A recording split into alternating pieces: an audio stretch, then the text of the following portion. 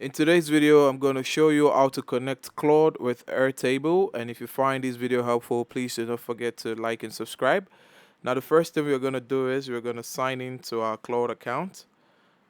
Once we ensure that's signed in, we're going to go to the bottom of the page and click on our display icon.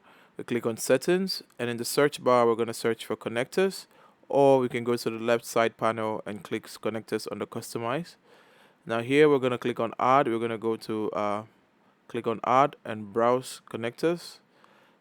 Here we're going to search for Airtable, and we're going to click on the plus sign next to Airtable. Now it's going to redirect us to Airtable, and let's sign in with Google, and we're going to authenticate ourselves.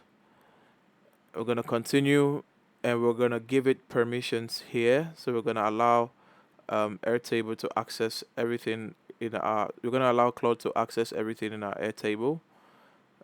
This is what it's going to include. Click on grant access, and it's going to redirect back to Claude.